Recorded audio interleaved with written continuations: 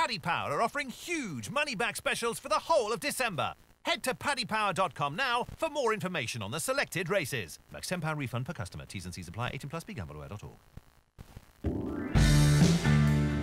Festive greetings and welcome to this Racing Post weekend postcast. Looking forward to racing on December the 23rd. We've not said that one before, just 2 days before Christmas, and there will be a cracking card of action from Ascot, and looking forward to it with myself, Lee Mottershead. We've got Racing Post colleagues Paul Keeley and Ed Quigley, and from our sponsors, Paddy Power, Mr. Frank Hickey. Hello, one and all. Oh, hello. The big one then is the JLT Rev de Civilia long walk hurdle, recognising a horse who's very closely associated with it in recent years. He won't this year have a winner who can claim to be a multiple scorer at the extent that he was, but you know what I mean. Harry is seeking back-to-back victories in the race. We've got the French champion hurdle winner Lamy Surge. We've got Thomas Campbell, an exciting horse from the same stable. We've got Little Rockefeller on the Ascot hurdle out the track last time. Sam Spinner, Grade 1 winner of the World's End. It's a really good contest, Paul. You know what I mean. Harry heads the market, but we sort of now know he is beatable. Will he be beaten this time? Yeah, I mean, you know what I mean. How he is what he is, isn't he? He's tough. He's game. He does like soft ground. He stays forever. You know, he's the favourite. He is the one to beat. I can certainly see him winning. He's a horse that I am going to take on, though, because I think we know what he is. Yeah. He isn't going to be getting any better at his age. It didn't stop Rev de Civilia winning at the age of 9 either. But, you know, I'm going to take a chance. I do think that Little Rockefeller and Lamy Surge both ran below form, even though they were first and second in the Ascot hurdle. I don't think that was strong form. I'm going to take a chance on Sam Spinner, who bolted up in what used to be the fixed brush hurdle at Haydock. He's now run over the normal hurdles. He never looked like getting beat at any stage during that race. I'd backed a couple behind him, and I was trying to tell myself that I was hopeful, but in the end, Sam Spinner was just always going to win. He's always been really, really highly regarded. Obviously, you know, you can say, well, you've got to take some of this Haydock form with a pinch of salt, because there are horses that act round there better than anywhere else. Bristol to my being the obvious one. But I will take a chance on him. I really liked him. He's only 5. He's going forwards. I'll take a chance. Ed, before we get your take on the race, Frank, how are you guys betting? Yeah, you know what I mean. Harry is favoured at 7-4. Lamy Surge and Little Rockefeller 9-2. Thomas Campbell 6-1. Sam Spinner and the World's End are 8-1, and we're 20-1 bar. Okay, Frank, we'll come back for your perspective in a second. But Ed, would you take Paul's view that you know what I mean, Harry's one that you have to take on? Yeah, probably. I mean, 9 rising 10. We know where we are with him, but does like soft ground. Yeah. Does like Ascot clearly, but I mean, it's a cracking race, isn't it? You can make a case for many in here. I do quite like Lamy Surge going up in trip. I think he was a little bit keen on his first run off 5 months off last time out at Ascot. I think up to 3 miles, but I backed him for the Stayers hurdle, so I think by the end of the season that will be when he really clicks over 3. Whether it's tomorrow or not, I'm not sure. I do think at the prices, I think the World's End, critics will say, well, if you stuffed off 149 in a handicap hurdle last time out, why should play a part in this? But watching that race back again, he absolutely tanks round to the home straight, and like a lot of the Tom George horses this season, they've been coming on bundles for their first outing, and I mean, he absolutely just stopped to a walk in bottomless ground that day. So, wouldn't be at all surprised if he put some, you know, a much improved effort in. But on balance, I'm probably going to go with Lamy Surge. If I backed him to win the Stayers hurdle, he's got to be going close in this. And therefore, you're convinced now, Ed, that Lamy Surge is a reformed character. Yeah, that all the names we used to call him, they're no longer merited. It's really interesting stuff listening to Nicky Henderson. They've totally changed the bit, the mouthpiece, the noseband, everything. They tried all different things with him. They took him to Sandown with all this new headgear and equipment on, and he just ran away from the field over 2 mile 6. So Dale Jacob got off and was like, wow, let's try that again. And then it worked again in a Grade 1 in France. Admittedly, they went slow in the early stages, but there used to be a doubt whether he'd stay a yard over 2.5. That was 3 miles one in heavy, and he was bounding clear at the end. So I'd be happy with him. I'll just be taking the favourite on price grab. Okay, Frank, what about Little Rockefeller? I mean, he was a good winner last time. Almost won the Stayers hurdle. Frank? Oh, sorry, yeah. I'm not a fan of Little Rockefeller at all. You're not a fan of Little? How can you not be a fan of Little Rockefeller? He's lovely. Yeah. I'm just one of these people. I get an idea in my head, and I'm very difficult to change. So I have to ask my wife. I'm a very stubborn man. But Little Rockefeller, I think he's good. Like, he's run some cracking races last year in the World Hurdle. Even last time at Ascot, he was brave out. But I wouldn't I wouldn't fancy him to win here. I think, you know what I mean, Harry's the most likely winner, but on value terms, I think Ed was right at the World's End. He was very good last year. He needed his first run last year. He was beaten in the maiden hurdle, and he was unbeaten for the rest of the year, bar falling in the Albert Bartlett when he was travelling really well at the second last. Went back to Aintree and managed to win the Grade 1 there, despite taking the crashing fall at Cheltenham. I don't think, like, it'd be very hard to run to 100% almost after a fall like that. So I think there's more to come from him. At Haydock, he travelled really well. I think that the large weight and needing the run on that bottomless ground was the reason he was beaten so far. But he travelled really well for a long time. And I think I would have him over Sam Spinner and Thomas Campbell, who are coming off the back of winning handicaps by wide margins. I think the World's End form possibly is stronger, and I would like him at the prices. I think there's as big as 12 to 1 out there, maybe. I'd chance that each way, but we're under slightly at 8 to 1. Okay. Would the aforementioned Mrs. Hickey have been more positive about Little Rockefeller than you are, Frank? Do you have a view on the race, do you think? Mrs. Hickey has very little interest in horse racing. She's more interested in handbags that can be purchased from the winnings of horse racing. Well, in that case, fingers crossed for the World's End. 2 votes for the World's End, 1 vote for Sam Spinner. Any more views on the long what we want to pass on? Are we pretty much covered there, boys? I mean, the one I think is too short is Thomas Campbell. Won 2 handicap hurdles. I don't think the last one's working out that great, and I think he's probably going to be up against it.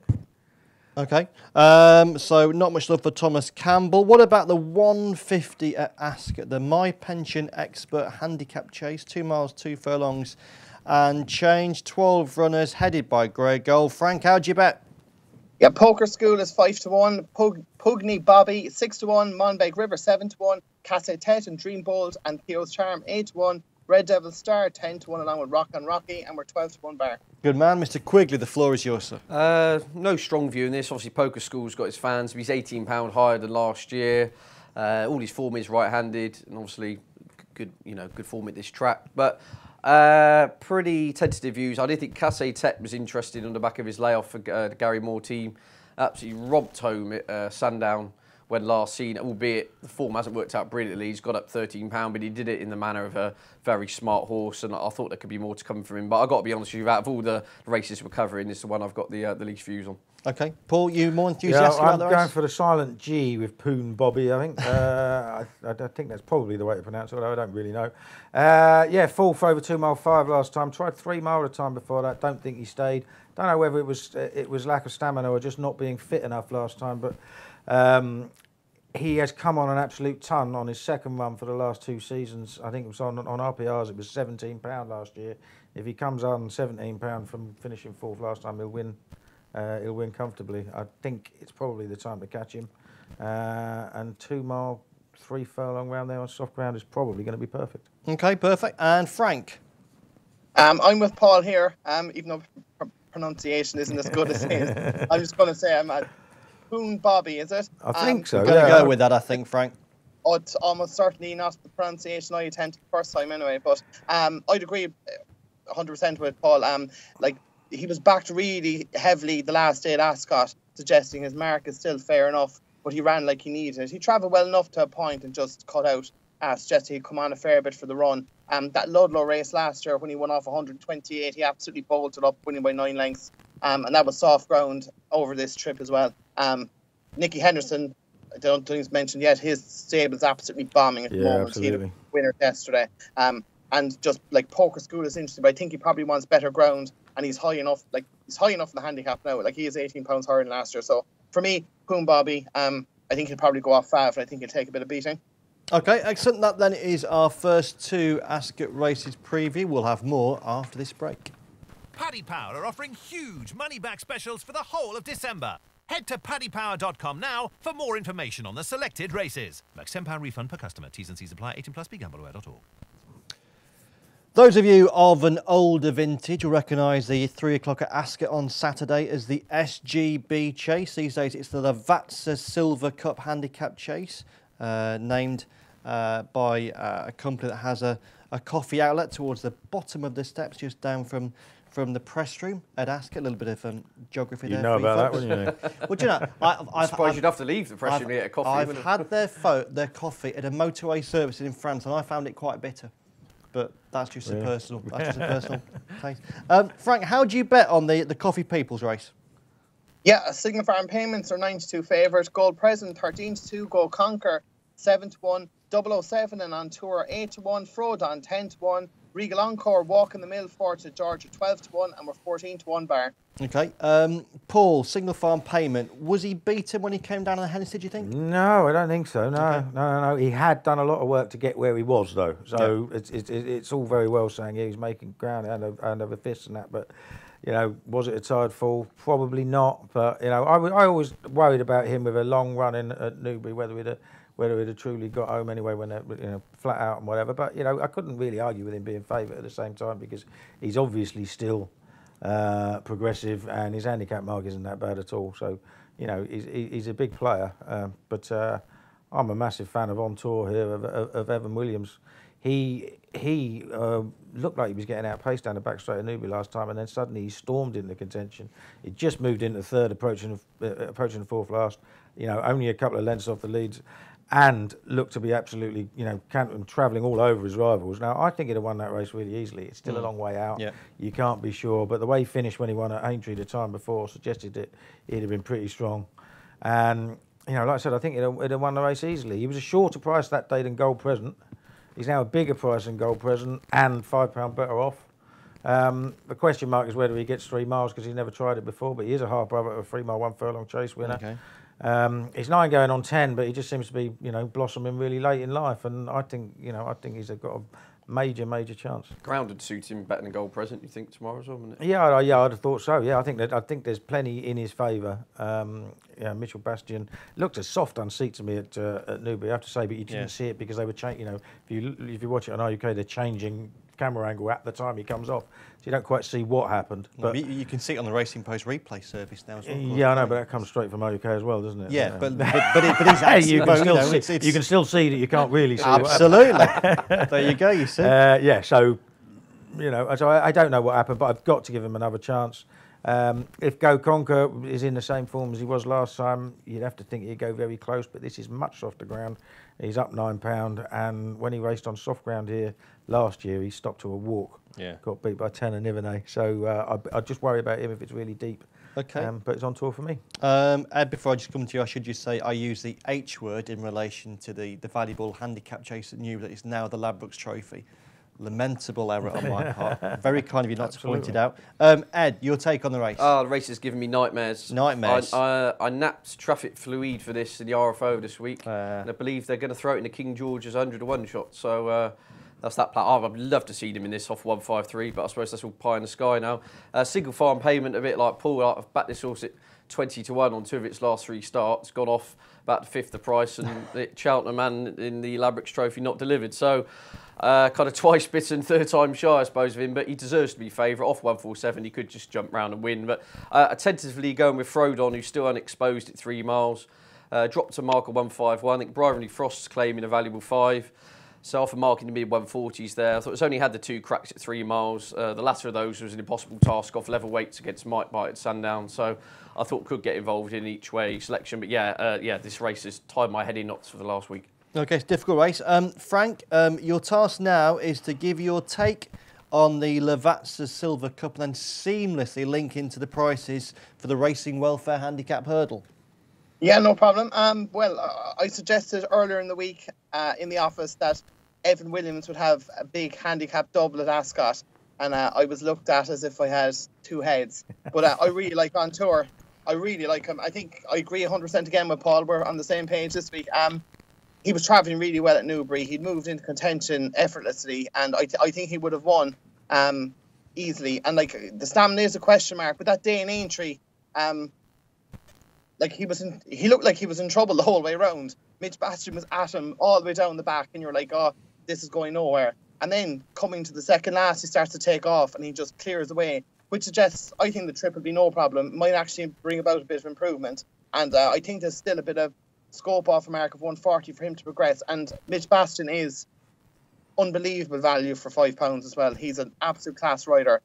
And I'd be very hopeful for On Tour here, even though single farm payment will be tough to beat. He ran well last year behind Beware the Bear in a handicap here, so I think he'll go well. But I'm hopeful On Tour might be able to do the business. And in the Racing Well for handicap hurdle, I'll belt out the prices.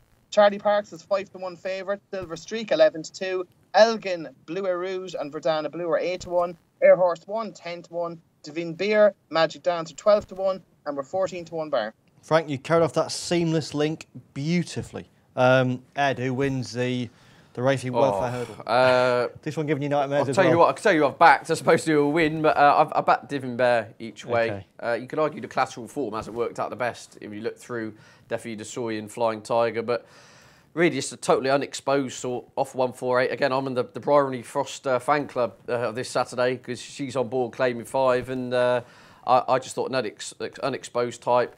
The ground a little bit of an unknown, but did win in a bog in France, but they all do, don't they? Once they've run in France and then come here. So I just thought there should be more to come from that one. I thought it could be well handicapped at around a double-figure price, but yeah, I could make a case for 5 or 6 in this. It's that sort of race, isn't it? Paul, how do you see it? Well, an interesting one at a price. Gordon Elliott has a 20% strike rate in handicap hurdles in Britain. Yeah. Better than Paul Nicholls, better than Nicky Henderson, much better than Willie Mullins, although Willie Mullins doesn't target the sort of small races that Elliott has done. He's had 4 runners in this race. He's had a 25-1 winner, Cause of Causes. He's had a 14-1 winner, Bayan, and he's had a 16-1 third out of those 4 runners. He's now got Vinard. I don't know what you call it. Tomato.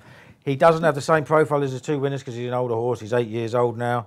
And he's one of those horses that he just travels and travels and travels. And you watch him in every race and you think he's going to win, and he doesn't win.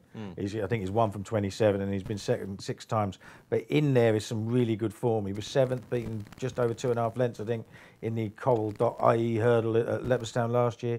He was 2nd, having been badly hampered, just turning into the straight, to Thomas Hobson last year in another big money handicap hurdle, and was flying, pulled well clear of the others, so he can finish at times. But Thomas Hobson had gone, and obviously he went on to win at Royal Ascot. So you know, if he comes to that form, he's going to go very, very close. He's off a real sort of featherweight, 10 stone 4, and quite interesting. He was an eye-catching 8th.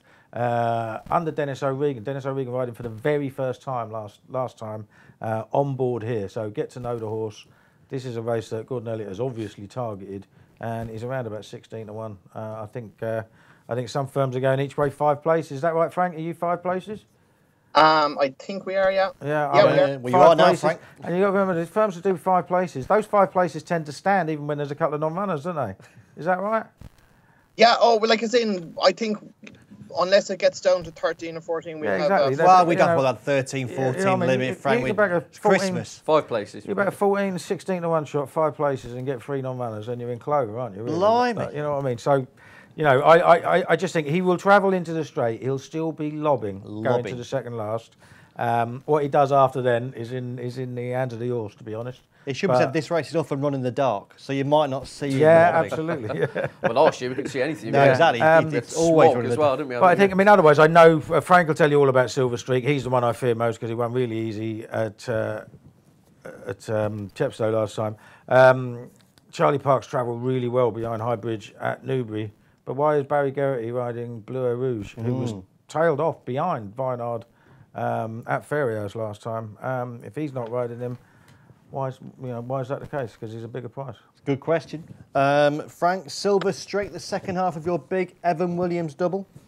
Yeah, I was having a look on this last weekend and I was like, my God, this is unbelievably well handicapped. Now, the one question mark is the ground. I think if this was good ground, I'd be almost all in. I think he's just absolutely thrown in still off 130. If you go back to the Chepstow run, he won practically on the bridle. He made a balls of the last, and still Mitch Basson gave him one shake of the reins, and he just cleared away and won by 4.5 lengths. Now behind him that day, Dallas was second, who's gone and won a beginner's chase at Ascot. Fidux potentially would have won at Sandown next time open, falling at the last. Dino Velvet ran credibly at Newbury last time out. Champagne City was placed at Cheltenham last week, and Percy Street ran well at Cheltenham the next time out. I think we finished 4th. So the form was relatively strong, and the Silver Streak tanked through the race. I think he's without doubt the best handicapped horse in the race. It's just the ground. If it was good, as I said, I'd be very, very confident. If he handles the ground, I think he'll win. But it's a bit of an if. But I think he'll go very close. He's been he's been the biggest loser in the book all week as well. We've been laying him from, I think it was 12. I caught him to 12 on Sunday. He was into 8s on Monday, and he's now into 5-1. So it's just relentless, or 11-2. Sorry, it's relentless cash for him. Well, it's going to continue now, Frank, after what you've just said. The ground there. is the worry. Ian Williams was just reading the quote from 3 days ago saying like he wants to avoid the winter soft stuff with him. So if we do get some more drizzle or whatever, yeah, because he's flat bred as well. Remember, you know what I mean. And if it becomes a test, that would just worry me about him. But he did look really impressive. Because he was entered in the big handicap at Cheltenham last month. They pulled him out because of the ground. So yeah, that would be the worry. So weather watch for him, and we go into our next commercial break then with the competition result. It would be marvellous to win a competition just before Christmas. Really great time. Happy Christmas, yeah. But if you're not Dave Whittaker from Birmingham, you haven't.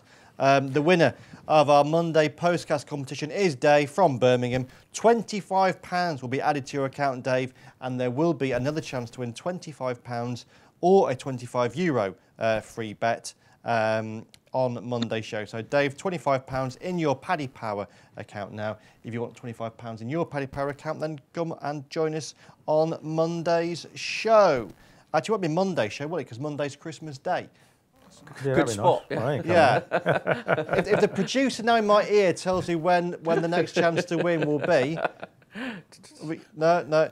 There will be at some upcoming time in the future. There'll be a chance to win. Wednesday will be the chance to win £25 or euro. Okay, commercial break time.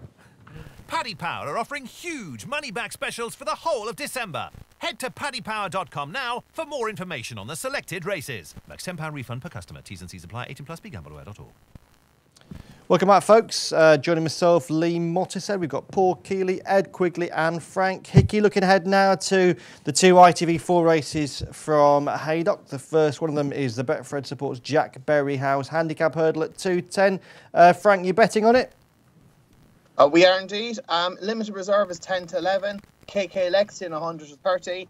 Zalvados 9 to 2. Blue Hussar 8 to 1. And Bazooka is 16 to 1. Okay, and what's your take on the race? It's very small fields at Haydock tomorrow. I think Limited Reserve got £8 for winning arguably a stronger race last time out. James Bowen's on again, who's another excellent claimer. I just think he'll be very difficult to beat. The price is short, but I think he'll win. Okay, Paul? Can't really have much more to that. I mean, he just looks, it's one of those he tanked for the race last time. Heavy ground at Haydock, we know he handles it. James Bowen is absolute theft, £5, isn't it? So it's, it's 2 votes for him and probably 3, I could imagine. From Ted, this will be a short clean sweep. He'll win. Yeah. Okay, that's a clean sweep then for Limited Reserve. The 245 is a race with a great name. It's not quite the race it once used to be. The Betfred Tommy Whittle Handicap Chase. Frank, the prices, please. Yeah, Full Irish is 3 to 1. Three Faces West 7 to 2. Lakeview Lad 5 to 1. Victor Tuesday and 8 to 1, along with Broadway Buffalo, and we're 10 to 1 bar. Do you love a long distance handicap chase? I do, and there's a rag in here I actually think could go quite well. No planning down the bottom of the weights from the Sue Smith stable. There's looked like there's been no plan with it on the last 3 or 4 starts, to be honest with you, because it's run like its legs are tied together. However, it's got great form in a bog. It's a course and distance winner, and it's dropped to mark a 124, which is now £4 lower than its last win. I think it's something around the 20 to 1 mark or something silly. No weight on its back. You can get carried away with weights and measures on days like this. It's just a case of who's going to run the longest in ground it enjoys, and clearly a horse with no weight on its back, it's got no problem in these conditions. So I thought out at a big price in what will be an absolute dour staying test, no planning could go well. Okay, Paul? Yeah, I'm going to take a chance. I mean, the horse I wanted to back, the horse I wanted to run in this race was Flinton, but he hasn't turned up. He was a horse I really liked, but he hasn't made the deck. So I'm going to take a big flyer with David Pipe's Broadway Buffalo off the track for the best part of 2 years. Since finishing second in the Grand National Trial. Now, he's won 4 times at Haydock. He won a handicap hurdle. He then won this race in 2014. He was absolutely lobbing when he fell in the Grand National Trial. The first time he ran in it, and then the last time he ran in it was second to Bishop's Road, who was at that time really on a roll. Yeah. And okay, he got beaten 9 lengths that day, but he was 22 lengths clear of the third. He's just a haydock horse in that ground. It's got to be interesting that he's been sent straight back up there, because he's been allowed a few pounds for his absence. He's run off 137. I think it was 141 that he ran off last time. So he's been given a shot. And Tom Scudamore's gone up there to ride him. I just think he's got to go well. You persuaded, Frank?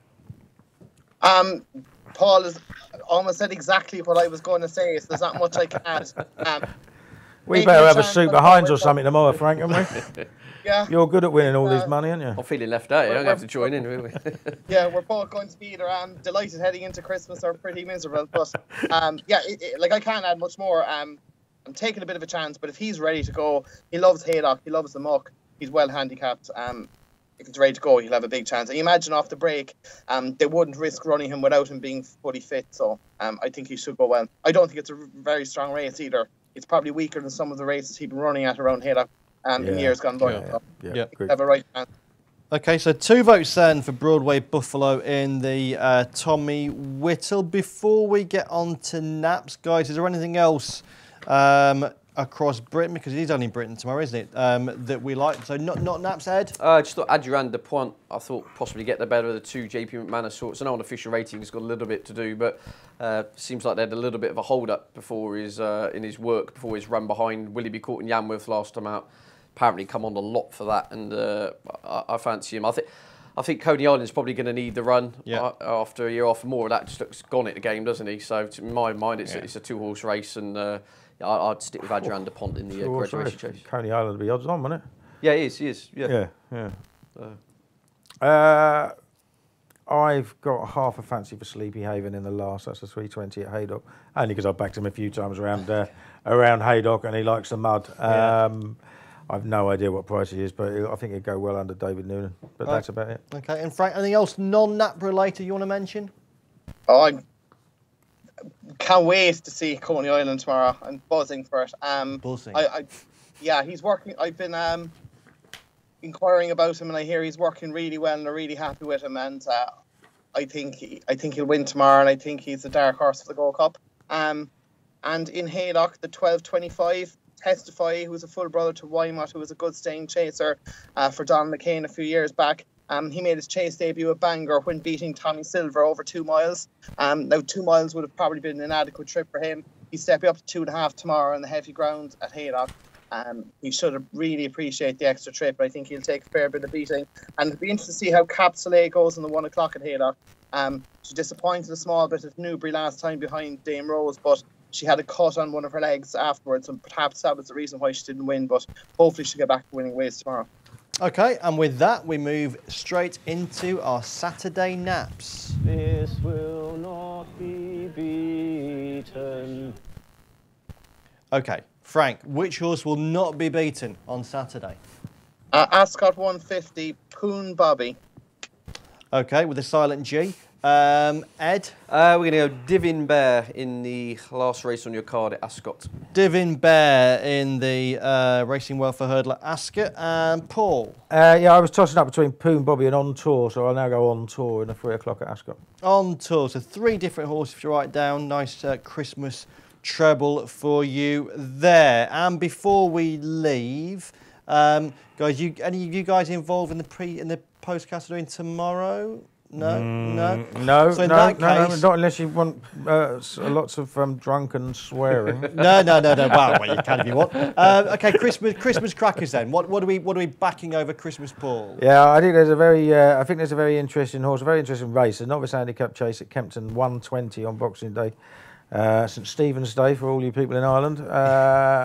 Reigning Supreme, trained by Nicky Henderson, who's got a good record in this race. He's not the shortest price of the Henderson runners, but he's the only one that's jocked up. He's got David Mullins on board, yet to run over fences, but he's presenting out of a half-sister at Garrison Savannah, I think. And just everything about him suggests he's going to be a chaser. He's got some decent form in novice hurdles at Newbury last year. And I think if he shows up, he can run a big race. Okay, excellent. Ed? Oh, too many. But, Too many. well, I've said Rock the Casbah every time I've been on this show, so I'm boring everyone now. So I do think Rock the Casbah is one of my strongest fancies of the year, in fact, actually, in the Welsh National. Outside of that, I love Alamomo in the Roland Merrick Chase for Warren Greatrex. Dropped to 133 over fences since he fractured his shoulder in the December Gold Cup last year. I think he looks lobbed in off that mark. 3 mile soft ground suit. But there's a sneaky one in here.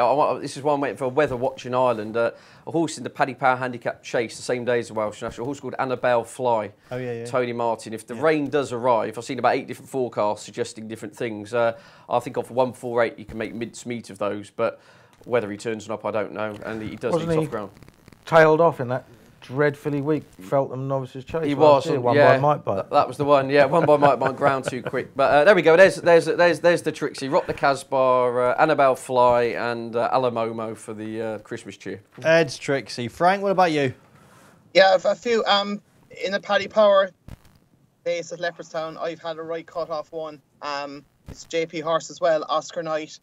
He was a little bit unfortunate last year. He got hampered down the back. He's 6 pounds higher now. But he finished third last year by Noble Endeavour and the Crafty Butcher, who were 2 well-handicapped horses. He won a handicap hurdle last time out, and the forms in Frank, that Diamond Cashwa, has come out and bolted up at Navan since. I think it's really strong form. I'd say he's been targeted at this. He's shortened up considerably the last 2 days, so I'm hoping he'll run a big race. In the Welsh National, I thought it was interesting they pulled Mystery out at Cheltenham. Obviously, the ground wasn't as slow as they wanted, but his record fresh is impeccable. He's 3 out of 3 in the last 3 years, first time out. He absolutely loves the slog. He was second in the Midlands National last seen in March. He won the Eider. He's just an absolute grinder who loves soft ground. So I think he'll go well at an each way price. And the only other anti-post bet I've had was actually the same race that Paul was on about. I'm taking a chance that he'll run, but Cultivator, again of Nicky Henderson, he's 2 from 2 at Kempton. He's not the most reliable, but he's 2 from. He was beaten ahead the other time, or beaten 6 times. So he's a good enough Kempton record, but I took a chance that he might go back there. But yes, if Reigning Supreme is the only Nicky runner, he's to be respected in that race. He's won it, I think, 3 or 4 times in the last 10 years. But I've taken a chance on Cultivator. I wouldn't back him each way. I wouldn't back him until he's confirmed. But if he is, I think he'd have a good chance. And that's all I back. The other one I give, if it runs over Limerick, this is a horse rated very low, but Princess Manor ran at Tremor last week. John Joe Walsh was beaten, I think, a neck. The tongue tie was on for the first time. If that runs at Limerick over Christmas, I think that would be very difficult to beat. Okay, excellent. We've got a ton of potential Christmas crackers there then. Guys, thank you very much indeed. Paul, Ed, Frank. We'll be back tomorrow with our Postcast Christmas special, looking into all the festive action, King George et al. And if you've enjoyed listening to this, then please do rate, review and subscribe on iTunes, as it helps more people to find us. That then was our Christmas Saturday programme. More coming up tomorrow. Until then, goodbye. Paddy Power are offering huge money-back specials for the whole of December. Head to paddypower.com now for more information on the selected races. Max £10 refund per customer. T's and C's apply. 18+. BeGambleAware.org.